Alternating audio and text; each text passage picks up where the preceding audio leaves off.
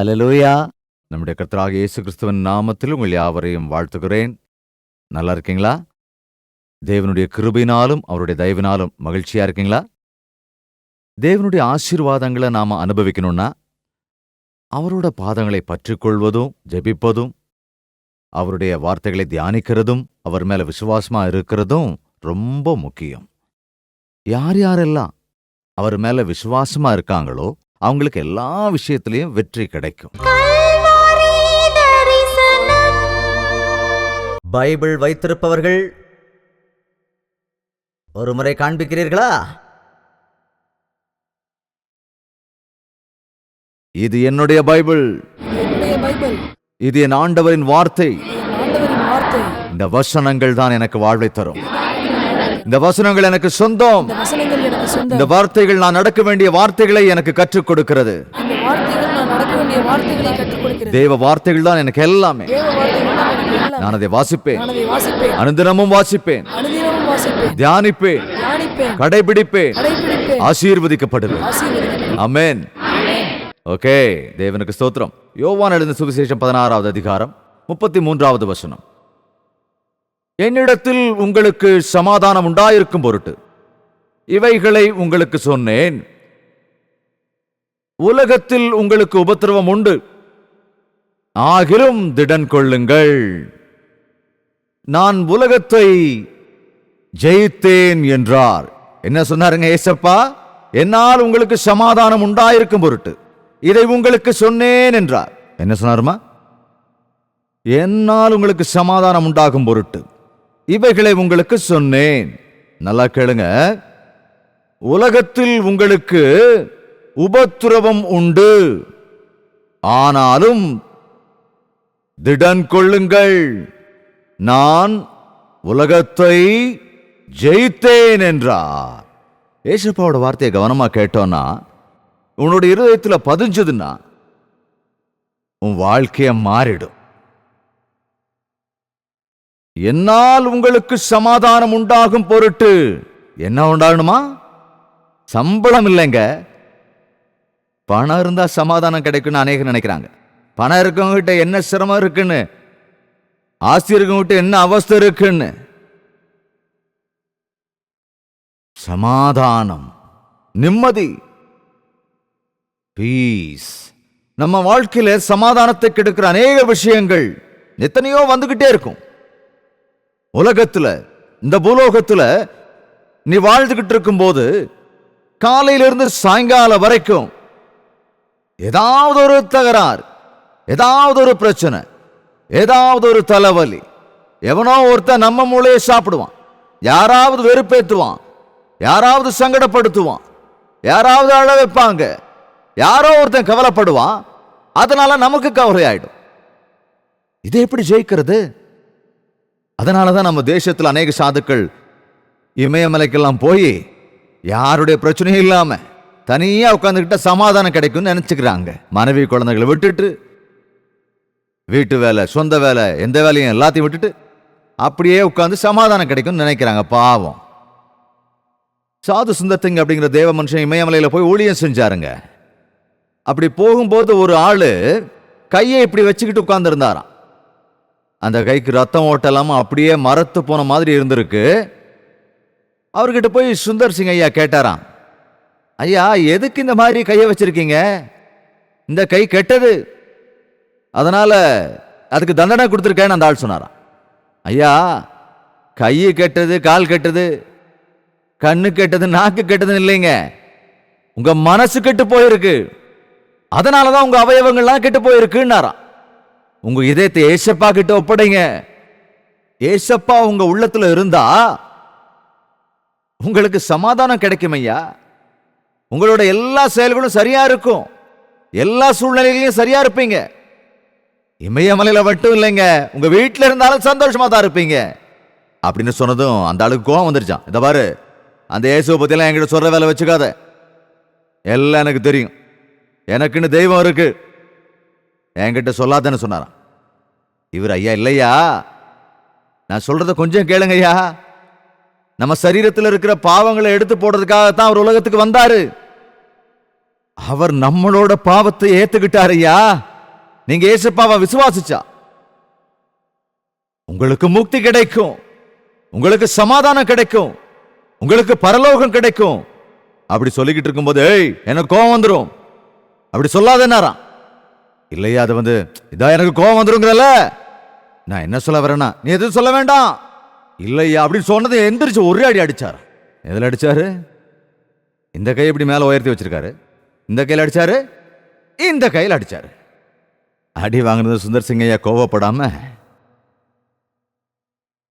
முகத்தை தொடச்சிட்டு, ஐயா அந்த கையை கெட்டதுன்னு சொன்னீங்கல்ல, அப்புறம் எதுக்கு இந்த கையை அடிச்சது? அப்ப இந்த கையும் உயர்த்தி வச்சிருங்க. மறுபடியும் அவருக்கு கோபம் வந்தா என்ன பண்ணுவாருங்க? ரெண்டு கையும் உயர்த்தி வச்சுட்டா காலால் உதைப்பாரு, அப்புறம் காலையும் தூக்கி வச்சுக்க வேண்டியதான். என்னங்க, உலகத்தில் இருக்கிறவங்களுக்கு கோபம் வந்தா காலையும் கையையும் பயன்படுத்துறாங்க, அடிச்சும் திட்டியும். ஒரு தடவை ஒரு குஷ்டரோகிங்க, அவருக்கு காலு கை ரெண்டும் பாதிக்கப்பட்டுருச்சு. காலும் இல்லை கையும் இல்லை, உடம்பு மட்டும்தான் இருக்கு. அந்த உடம்ப வண்டியில் உட்கார வச்சு அவரோட மனைவி தள்ளிட்டு போறாங்க. அந்த அம்மாவும் குஷ்டரோகி தான். அவங்களுக்கு அப்படி இருந்தா கூட கணவனை உட்கார வச்சு தள்ளிட்டு போறாங்க. ரெண்டு பேரும் பிச்சை எடுக்கிறாங்க. திடீர்னு அந்த ஆளுக்கு, கை காலு இல்லாத அந்த ஆளுக்கு கோபம் வந்துருச்சு தன்னுடைய மனைவி மேல. கோபம் வந்ததும் திட்டிக்கிட்டே இருக்காரு. அட காலும் இல்லை கையும் இல்லை, ஆனா திட்டிக்கிட்டே இருக்காரு மறுபடியும் அந்த மனைவியை தள்ள விடாம. காலு கை சரியாத்தான் இருந்தா தான் கோபம் வரும்னு இல்லைங்க, மனசு சரியில்லைன்னா கூட கோபம் வரும். கோபம் வரும், சோதனை வரும். எப்படி? வெறுப்பேத்துறவங்களுக்கு நடுவுல, கஷ்டப்படுத்துறவங்களுக்கு நடுவுல, மோசம் பண்றவங்களுக்கு நடுவுல, அநியாயம் பண்றவங்களுக்கு நடுவுல நாம வாழ்ந்துகிட்டு இருக்கும் போது சமாதானத்தோட வாழ்றது எப்படி அப்படின்னு ஏசப்பா கத்து கொடுத்திருக்காருங்க. உலகத்தில் இருக்கிறவங்களுக்கு உபத்திரவம் வரும், ஆனாலும் திடன் கொள்ளுங்கள், நான் உலகத்தை ஜெயித்தேன். ஏசப்பா சிலுவையை சுமந்துட்டு போறாரு. என்னுடைய சமாதானத்தை உங்களுக்கு கொடுத்து போகிறேன், என்னுடைய அமைதியை உங்களுக்கு கொடுத்து போகிறேன். உலகம் தருவது போல அல்ல, உலக சமாதானம் அல்ல, என்னுடைய சமாதானத்தை உங்களுக்கு வைக்கிறேன். இந்த உலகத்தில் அநேகர் சமாதானத்தை எங்க தேடுறாங்க தெரியுமா? ஏசப்பா காட்டி இல்ல, எங்க தேடுறாங்க? உலகத்துல. ஒரு நாள் ஒரு கிராமத்தில் ஒரு மீட்டிங்க்கு நான் போயிருந்தப்போ 12-1 மணி ஆயிடுச்சு மீட்டிங் முடியறதுக்கு. மீட்டிங் முடிஞ்சதும் எப்பவுமே நான் பொதுவாக அங்கே இருக்க மாட்டேன், வீட்டுக்கு போயிடுவேன். எந்த ராத்திரியாக இருந்தாலும் பைக் எடுத்துகிட்டு போயிடுவேன், வீட்டுக்கு போயிடுவேன். இவ்வளவு கஷ்டப்பட்டு ஏசப்பாவை சொல்லணுன்ட்டு நான் இருக்கிறப்போ ஒரு அம்மா, எங்கள் ஊர் அம்மா தான், அந்த அம்மா சர்ச்சுக்கே வராது, ஆனால் நம்ம சர்ச் பக்கத்தில் இருக்கிற அந்த அம்மா கை குழந்தை இடுப்பில் வச்சுக்கிட்டு அந்த நடுராத்திரியில் நடந்து போயிட்டு இருந்தது. என்னம்மா இந்த ராத்திரி நேரத்தில் எங்கே போயிட்டு இருக்கீங்கன்னு கேட்டேன். செகண்ட் ஷோக்கு போயிட்டு வர்றாங்க.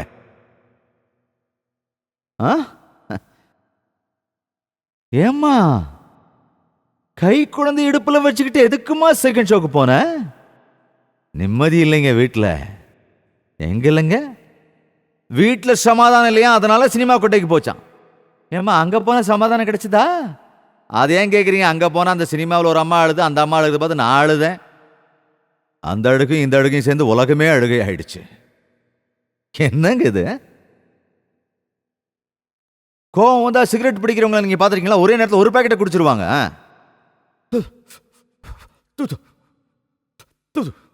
வாழ் முழுசும் எப்படி ஏகப்பட்ட சிகரெட்டை குடிச்சு முடிச்சிருவாங்க. ஆனா என்ன வருமா? என்ன வரும்? கேன்சர் வரும், டிபி வரும், ஹார்ட் அட்டாக் வரும். இன்னும் சிலர் இருப்பாங்க சமாதானத்துக்காக குடிக்கிறேன்னு சொல்லுவாங்க. என்னையா சூரியன் மறைஞ்சதும் மறையாம சாராய கடைக்கு போறேன்னு கேட்டா வீட்டில் நிம்மதி இல்லைங்க. என் மனைவி என்ன கையால் ஆகாதவங்கிறா. நான் குடிச்சாதாங்க அவளை அப்படியே வச்சு இடிக்க முடியும். சாதாரணமா என் பொண்டாட்டியை பார்த்தா எனக்கு ரொம்ப பயங்க. ஆனா குடிச்சிட்டேன்னா எனக்குள்ள தில்லு வந்துருங்க. என்னங்க தில்லு? என்ன பைத்தியக்காரத்தனங்க இது? போதையில் இருக்கிற வீரம் எவ்வளவு நேரம் இருக்கும் உனக்கு? கொஞ்ச நேரம் தெளில வரைக்கும் ஏற்கிற, அவ்வளவுதானே. அதுக்கப்புறம் பிளாட் ஆகி படுத்துருவேன். சமாதானத்துக்காக சாராயத்தை குடிக்காதீங்க ஐயா.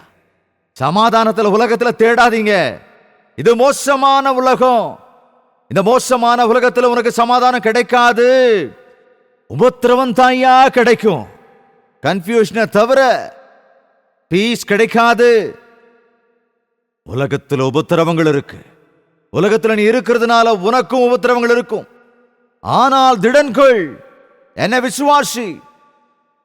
எனக்கு தெரியும் எப்படி உலகத்தை ஜெயிக்கணும்னு, எனக்கு தெரியும் எப்படி சாத்தான ஜெயிக்கணும்னு, எனக்கு தெரியும் உனக்கு எப்படி சமாதானம் கொடுக்கணும்னு. நான் கத்துக் கொடுக்கிறேன்யா. நானே சத்தியமும் ஜீவனுமா இருக்கிறேன். என்னிடத்துல வான்னு சொல்றேன், என்ன பற்றிக்கொண்டு சொல்றேன், சமாதானத்தை அடைவேன்னு சொல்றேன். ஆமாங்க, நீ சமாதானமா இருக்கணும்னா ஏசுப்பா கிட்ட வாங்க.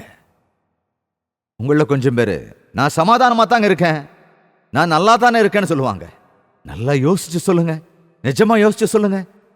உண்மையிலேயே நிம்மதியா இருக்கீங்களா? உண்மையிலேயே சமாதானமா இருக்கீங்களா? நிஜமா சமாதானமா படுத்துக்கிட்டு நல்லா தூங்குறீங்களா? காலையில் எழுந்ததும் சந்தோஷமா தேவனை துதிச்சு உன் வேலையை தொடங்க முடியுதா? இல்லையே.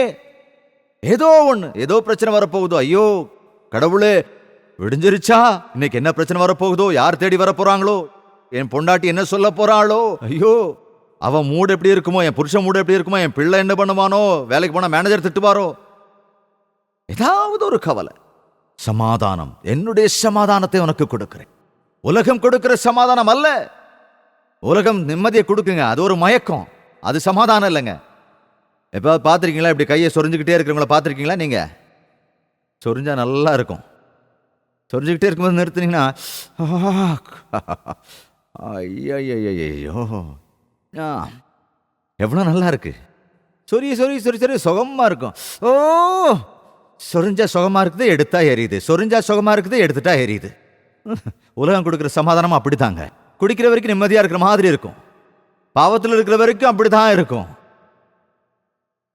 அற்ப கால பாவ சந்தோஷங்க அது. சுகமா இருக்கேன்னு அப்படியே சொரிஞ்சு சொரிஞ்சு சொரிஞ்சுக்கிட்டு இருந்தா என்ன ஆகும்? செப்டிக் ஆயிடும், புண்ணாயிடும், புறையோடிடும், கையை எடுக்கணும்னு சொல்லுவாங்க. அதுதானே இப்ப நடந்துகிட்டு இருக்கு. சமாதானத்தை தேடி சாராயத்தை குடிச்சு குடிச்சு சொந்த பந்தங்களை இழந்து கடைசியில லங்ஸும் சேர்ந்து கெட்டு போயிடுது, சொத்தெல்லாம் தொலைச்சிடுறாரு. நான் சென்னையில குடிகாரர்கள் மத்தியிலான ஊழியம் பண்ணிக்கிட்டு இருந்தேன். சர்ச் பக்கத்திலே ஒரு சர்ச்னா பிளாட்ஃபார்ம் போட்டிருந்தோம், அவ்வளோதாங்க. அங்கே வைகுண்டபுரம்னு ஒரு ஊர் இருக்கு. அங்கிருந்து அநேக சகோதர சகோதரிகள் வருவாங்க, நிறைய பேர் குடிக்கிறவங்க. இப்போ குடிக்கிறீங்களாங்க? இல்ல, ஊர்ல இருக்கிறவங்கலாம் தகராறு பண்றாங்கன்னு ஒருத்தர் சர்ச்சுக்கு பின்னால அவரோட வீடை கட்டினாரு. அவர் எப்போதும் குடிச்சுக்கிட்டே இருப்பாருங்க. நாய்க்குட்டியை கட்டி பிடிச்சி படுத்துக்குவாரு, புஜி புஜி புஜி புஜி புஜி புஜின்ட்டே இருப்பார். பிள்ளைங்க வந்தா கோவப்படுவார், பிள்ளைங்களை அடிப்பாரு, நாய்க்குட்டியை கொஞ்சுவாரு. பாருங்க, அவங்க மனைவி வந்து அழுகுறாங்க, ஐயா ரொம்ப மோசையா, குழந்தைக்கு பால் வாங்க வச்சிருந்த காசியா, அது கூட இவரு சம்பாதிக்க மாட்டேங்கிறார், நான் சம்பாதிச்சு கொண்டு வந்து வச்சிருந்தா அதை எடுத்துட்டு போய் குடிக்கிறாரு. கேட்டா சாராயம் குடிக்கிறதா முக்கியம், குழந்தைக்கு பாலா முக்கியங்கிறாரு. அப்படி பால் வாங்க வச்சிருந்த ஒளிச்சு வச்சிருந்த காசு என்கிட்ட இருந்து பிடுங்கி எடுத்துட்டு போயிருவாருங்க ஐயா. ஒரு நல்ல புடவை கூட இது வரைக்கும் எடுத்து கொடுத்தது இல்லையா. எப்பவோ எங்க அம்மா என் பிள்ளைக்காக ஒரு செயின் வாங்கி கொடுத்தாங்க, அதையும் எப்படியோ கண்டுபிடிச்சு எடுத்துட்டு போய் அதை வித்து சாராயம் குடிச்சிட்டு வந்துட்டாரியா. ஐயோ, சொந்த மனைவியை இவ்வளவு குடும்பப்படுத்துவாங்களா குடிக்காரங்க? குடும்பத்தை காப்பாற்ற வேண்டியவங்க, அரவணைக்க வேண்டியவங்க, பெத்த குழந்தைகளுக்கு தேவ பக்தியை கத்துக் கொடுக்க வேண்டியவங்க, நீயே குடிச்சிட்டு உன் குடும்பம் என்ன ஆகுயா, நாசமாயிடாதா? சமாதானம் வேணும்னா ஏசப்பா கிட்ட வாயா, சாராய கடைக்கு போகாத. சமாதானம் வேணும்னா முழங்கால் படியிட்டு ஏசப்பா எனக்கு உதவி செய்யுங்கன்னு கேளு. அநேகர் இந்த நாட்களில் நம்மளை சுத்தி இருக்கிற மற்றவங்களை பார்த்துட்டு அவர் பூனைய ரூம்குள்ள வச்சு அடிச்சா என்னாகுமா? புலி ஆயிடுமா? என்னங்க, அநேகர் இன்னைக்கு சுற்றி இருக்கிற சந்தர்ப்ப சூழ்நிலைகளால கெட்டு போறாங்க. என் கணவர் ஏன் மாற மாட்டேங்கிறாரு? சரி போ, நானும் குடிக்கிறேன். உனக்கு மட்டும் தான் குடிக்க தெரியுமா? இப்ப பெண்களும் குடிச்சிட்டு இருக்காங்க, 2 பேரும் குடிக்கிறாங்களாம். ஹஸ்பண்ட் குடிங்க, வைஃப் பீர் குடி.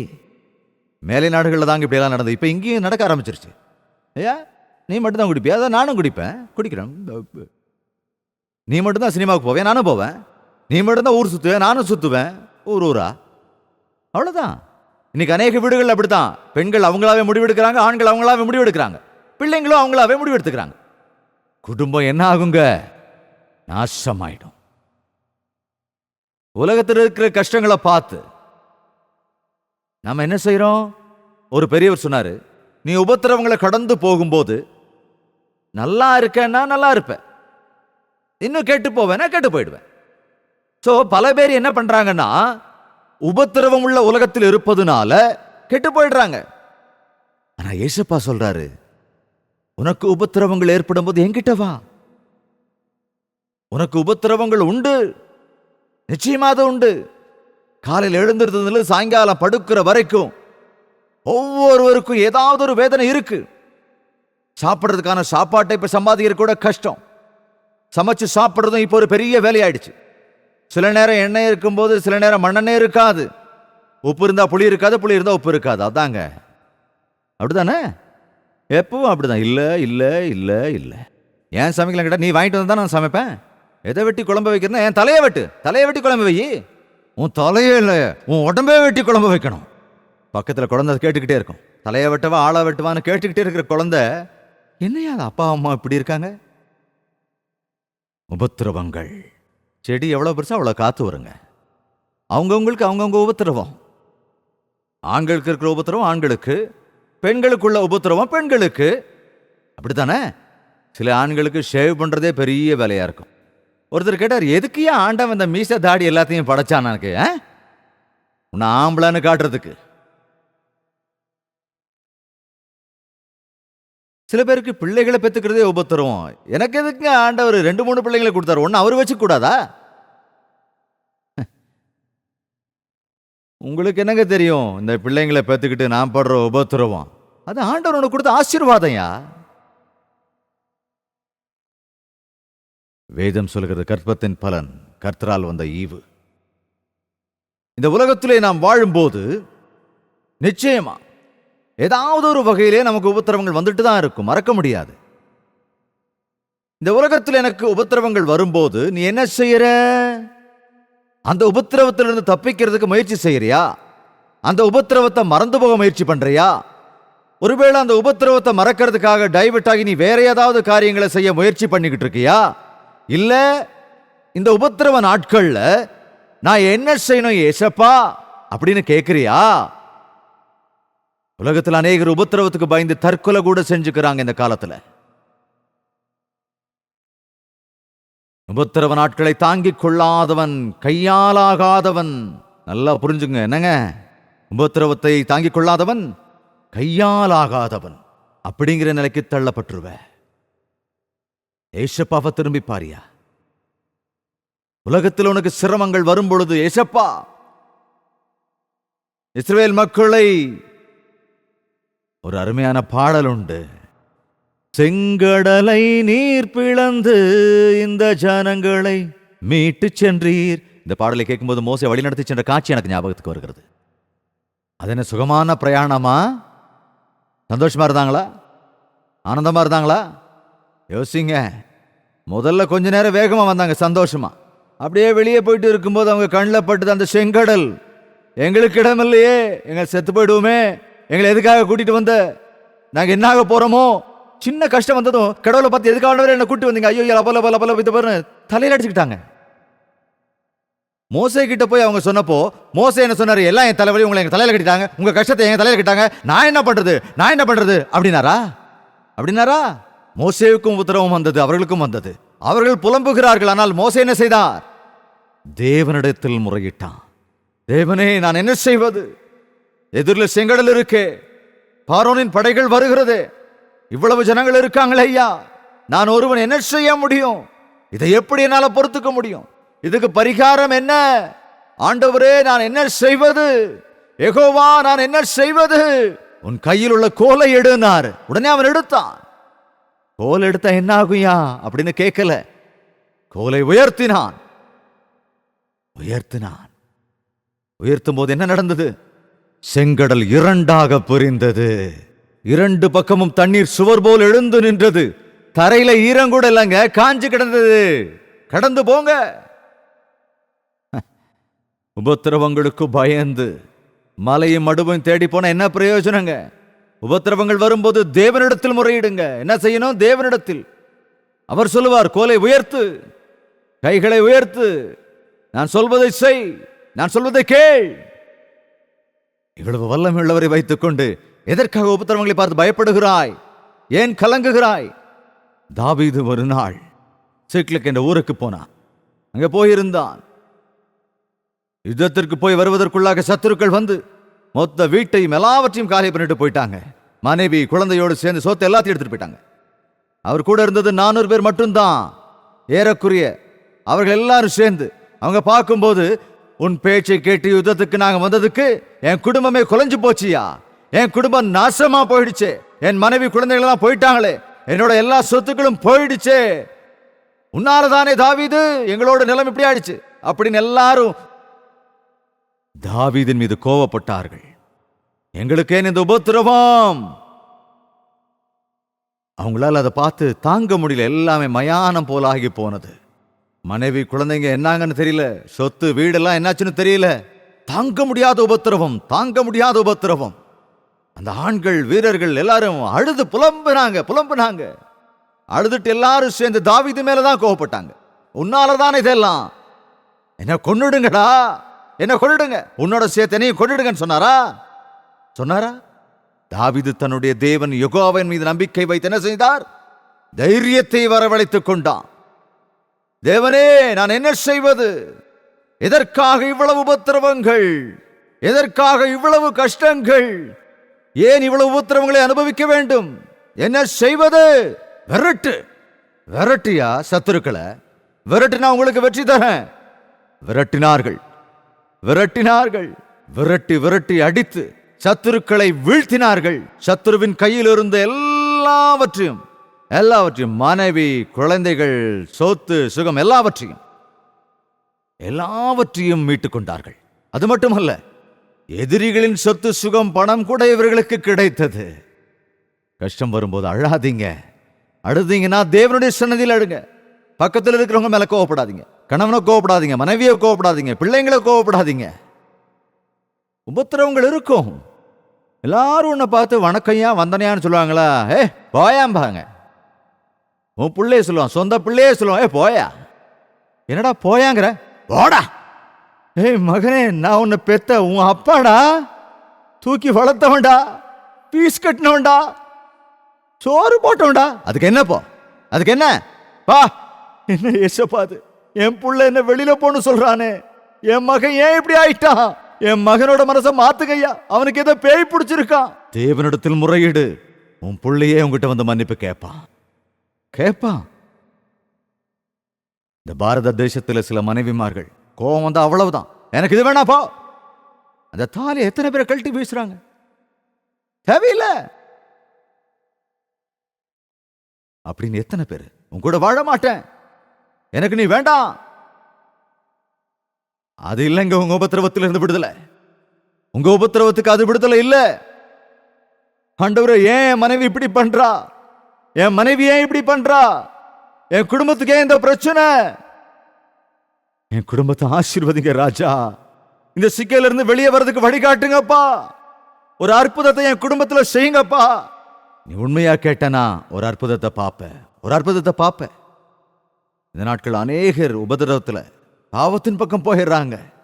உபத்திரவத்துல மூழ்கி வெளியே வர முடியாம தன்னோட வாழ்க்கையை நாசம் பண்ணிக்கிறாங்க. ஆண்டவர் சொல்கிறார், உலகத்திலே உங்களுக்கு உபத்திரவங்கள் உண்டு, சோதனைகள் உண்டு, திடம் கொள்ளுங்கள். நான் உலகத்தை ஜெயித்தேன், என்னுடைய சமாதானத்தை உனக்கு கொடுக்கிறேன், என்னுடைய சமாதானத்தை உனக்கு தருகிறேன், தேவ சமாதானத்தை தருகிறேன், உலகத்தை ஜெயிக்கும் பலனை நான் தருகிறேன். எத்தனை பேர் இந்த நாட்களில் சோதனையிலே நிலைத்து நிற்க முடிகிறது? சோதனைகளை சகித்துக் கொள்ளுகிறவன் பாக்கியவான். சோதனையே இல்லைன்னா இந்த மானிட வாழ்க்கையில் அர்த்தமே இல்லைங்க. இந்த உலகம் சாத்தானுடைய கையில், உலகத்தின் அதிபதியான சாத்தானின் கையிலே. சபிக்கப்பட்ட பூமி, சாத்தானுடைய உலகத்தில் இருக்கிறோம். பாதாளத்துக்கு தள்ளுகிற பாவங்கள் நிறைந்த சரீரத்தில் இருக்கிறோம். அதனால எல்லா விதத்திலையும் சரீரத்திலிருந்து சோதனைகள் வருது, பகிரங்கமான சோதனைகள் வந்துகிட்டு இருக்கு, வெளியிலிருந்து சோதனைகள் வருது. ஏசப்பாவை விசுவாசிகளுக்கு பெரிய ஆசீர்வாதம் என்ன தெரியுமா? ஆவிக்குரிய பலனை அவர்கள் பெற்றிருப்பார்கள். தேவன் மேல ஆதாரமா இருக்கிறவங்க, பரிசுத்த ஆவியானவருடைய வல்லமையை அடைவாங்க, சோதனைகளை ஜெயிப்பாங்க. எழுந்து நின்று தேவனை நோக்கி பார்க்கலாம். 2 கைகளையும் உயர்த்தி, இறங்குங்க அப்பா, என் உள்ளத்தை உம்மிடத்தில் ஒப்படைக்கிறப்பா. என் வேதனையை கண்ணெடுத்து பாருங்கப்பா. என் கணவரை பாருங்கப்பா, என் குடும்பத்தை பாருங்க ஆண்டவரே. என் பிரச்சனைகள் போதும் அப்பா, எனக்கு உதவ யாருமே இல்லையே. நீர் இருந்தா எனக்கு போதும்பா. உம்மிடத்தில் எனக்கு ஒரு இடம் வாங்கப்பா. இந்த உபத்திரவத்திலிருந்து எனக்கு சமாதானத்தை கொடுங்கப்பா அப்படின்னு கேளுங்க ஆண்டவரே. அற்புதங்கள் நடக்கும். பரிசுத்தமுள்ள பிரியமான பிதாவே, ஒரு முறை எங்களை பாருங்கப்பா. இந்த கூட்டத்தில் உம்மை நோக்கி கை வைத்து இருக்கிற உடைய பிள்ளைகள் ஒவ்வொருவரையும் பாருங்க ராஜா. உடைய சமாதானத்தை அவர்களுக்கு கொடுங்க. உம்முடைய சமாதானத்தை எங்களுக்கு கொடுங்க. நீர் பெற்றுக்கொண்ட அந்த ஜெயம் அவருடைய வாழ்க்கையிலும் வரட்டும். பாவம் நிறைந்த உலகத்துல எங்கள் ஒவ்வொருவரையும் உம்முடைய சாட்சியாய் நிறுத்துங்கப்பா. இந்த உலகத்துக்கு முன்பாக ஒளி தரக்கூடியவங்களை பிரகாசப்படுத்துங்க. உம்முடைய வசனத்தை வாழ்ந்து காட்டக்கூடிய, அதன்படி நடக்கக்கூடிய பைபிளாக எங்களை மாத்துங்கப்பா. உம்முடைய நாமத்துக்கு கனம் செய்யும்படி எங்களை பரிசுத்தப்படுத்துங்க ராஜா. இந்த கூட்டத்தில் உட்கார்ந்து இருக்கிற நிற்க முடியாத மாற்றுத்திறனாளிகள் ஒவ்வொருவரையும் ஒவ்வொருவரையும் ஒவ்வொருவரையும் ஒவ்வொருவரையும் ஆசீர்வதிங்க ராஜா. ஒருவர் கூட நரகத்திற்கு போக கூடாது ஐயா. நாங்க எல்லாரும் பரலோக ராஜ்யத்தில் இருக்கணும்ப்பா. இந்த பூலோகத்தை நாங்க மறுபடியும் சந்தித்தாலும் சந்திக்காம போனாலும் நாங்க எல்லாரும் உம்மோடு சேர்ந்து நித்திய நித்தியமாய் தலைமுறை தலைமுறையாய் உம்முடைய இடத்துல நிரந்தரமாய் இருப்பதற்கு அருள் புரிங்க ராஜா. இயேசு கிறிஸ்துவின் வல்லமையுள்ள நாமத்தில் ஜெபிக்கிறோம் பிதாவே. நம்முடைய கர்த்தராகிய இயேசு கிறிஸ்துவினுடைய கிருபையும் பிதாவாகிய தேவனுடைய அன்பும் அரவணைப்பும் பரிசுத்த ஆவியானவருடைய அந்யோன்ய ஐக்கியமும் சந்தோஷமும் சமாதானமும் இங்கு கூடியிருக்கிற ஒவ்வொருவரோடும் இன்றும் என்றும் சதா காலங்களிலும் தங்கியிருப்பதாக. ஆமென், ஆமென், ஆமென். சந்தோஷமா இருக்கணும்னு முயற்சி செஞ்சு தோல்வி அடைஞ்சு இனி எனக்கு சந்தோஷமா இல்லை அப்படின்னு மனநொந்து கவலையோட இருக்கீங்களா? இது என்னோட தலைவிதி, என் வாழ்க்கையில என்னோட கஷ்டங்கள் தீராது அப்படின்னு சொல்லி எப்போதும் அழுதுகிட்டே இருக்கீங்களா? இந்த வியாதியிலிருந்து எனக்கு விடுதலை கிடைக்காது, இந்த வேதனையிலிருந்து எனக்கு விடுதலை கிடைக்காது, என்னோட வாழ்க்கை முழுசும் நான் இப்படியே தான் இருப்பேன், இனி என்னுடைய வாழ்க்கையில மரணம் வர வரைக்கும் எனக்கு சந்தோஷம் சமாதானம் இருக்காது அப்படின்னு நொறுங்கி போயிருக்கீங்களா? கவலைப்பட்டுக்கிட்டு இருக்கீங்களா? இறந்து போயிடலாம் நினைக்கிறீங்களா? வேண்டாங்க. ஒரே நிமிஷத்துல உங்க துக்கங்கள் எல்லாம் தூக்கி எறியக்கூடிய, உண்மையான சந்தோஷ சமாதானத்தோட உங்க இருதயத்தை நிரப்பக்கூடிய தேவன் ஒருத்தர் இருக்காருங்க. இயேசு கிறிஸ்துவின் நாமத்தினால நீங்க ஜெபம் பண்ணி பாருங்க. உங்க மனசுல இருக்கிற வேதனைகள் எல்லாத்தையும் அவருடைய பாதத்துல நீங்க வச்சிருங்க. உடனே அவர் உங்க மனசுல அவருடைய சமாதானத்தால, அவரோட சந்தோஷத்துல நிரப்புவாரு. அப்போ உங்க வாழ்க்கையில ஒரு பெரிய மாற்றத்தை நீங்க உணருவீங்க. உங்களுக்காக நாங்களும் ஜெபம் பண்ணணும்னு விரும்புனீங்கன்னா உங்க பெயர் மற்றும் முகவரி எங்களுக்கு தெரியப்படுத்துங்க. டெலிஃபோன் மூலமாவோ, கடிதம் மூலமாவோ அல்லது இமெயில் மூலமாவோ உங்க ஜெப தேவைகளை எழுதி அனுப்புங்க. தேவன் பெரியவர், அற்புதங்களை செய்யக்கூடியவர். உங்க வாழ்க்கையில உண்மையான சந்தோஷத்தையும் சமாதானத்தையும் கொடுக்கறதுக்கு அவர் சித்தமா இருக்காரு. ஆண்டவர் மேல விசுவாசம் வைங்க, ஜெபம் பண்ணுங்க, தேவன் செய்கிற அற்புதங்களை அனுபவிங்க. தேவனுக்கு சித்தமானால் மறுபடியும் சந்திக்கலாம். அது வரைக்கும் தேவனுடைய மகா கிருபை உங்கள் அனைவரோடும் இருப்பதாக. உங்கள் தேவைகள் எல்லாவற்றையும் நீங்கள் எழுத வேண்டிய முகவரி ஜெயபால் ஃபவுண்டேஷன்ஸ், இலக்கம் 29, new colony road, Velachery, Chennai 6,42,00,000.